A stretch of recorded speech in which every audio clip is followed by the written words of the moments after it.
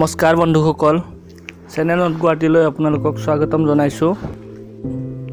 তো বন্ধুসকল, আজি আমি আপোনালোকক দেখুৱাব যাই আছোঁ টাইলছ কেনেকৈ লগাই ৱালত।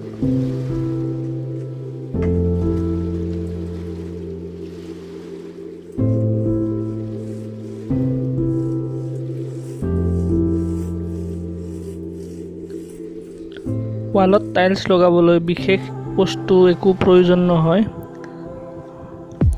অকল আপোনালোকে চিমেণ্টৰ খোলা বনাই ল'ব, এনেকৈ অকল চিমেণ্ট আৰু পানীৰে,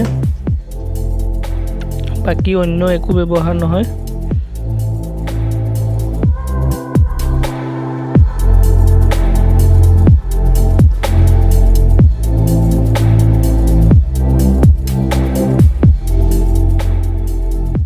টাইলছ কাটা মেচিনটো দৰকাৰ হ'ব।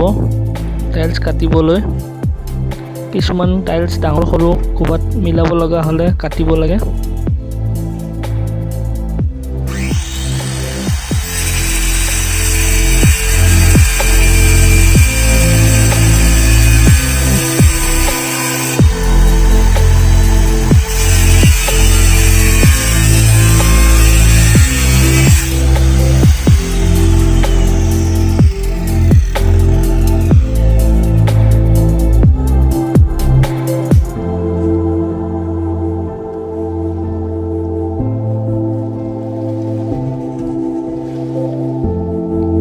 টাইলছটো কাটি উঠাৰ পিছত এনেকৈ চেক কৰিছে ফিটিং হ'ব কি নাই, টাইলছটো ডাঙৰ সৰু হৈছে নেকি।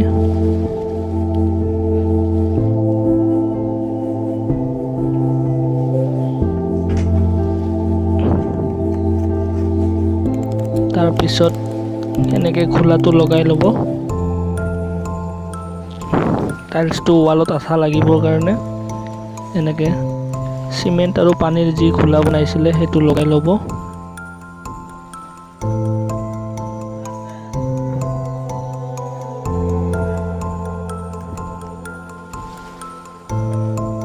চিমেণ্টৰ খোলাখিনি চাৰি চাইড লগোৱা হোৱাৰ পিছত চিম্পলি এনেকৈ ৱালত ফিট কৰি দিব। অলপ ভালকৈ লগাব যাতে একো গেপ নাথাকে।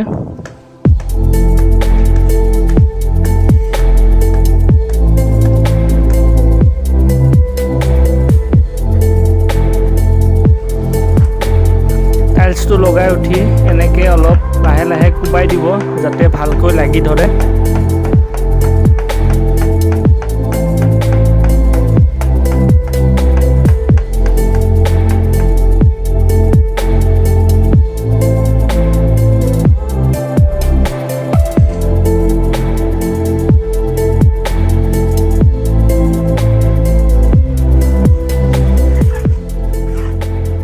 আৰু বন্ধুসকল, এখেতো এজন মিস্ত্ৰী। এখেতৰ চুলি চাওক কি ধুনীয়া কালাৰ কৰিছে। এখেতে ক'তো বাহিৰত কৰা নাই কালাৰ, কোনো পাৰ্লাৰত যোৱা নাই, ঘৰত নিজে কৰিছে। আপোনালোকেও কৰিব পাৰে, এনেকুৱা কালাৰ ভাল লাগিব।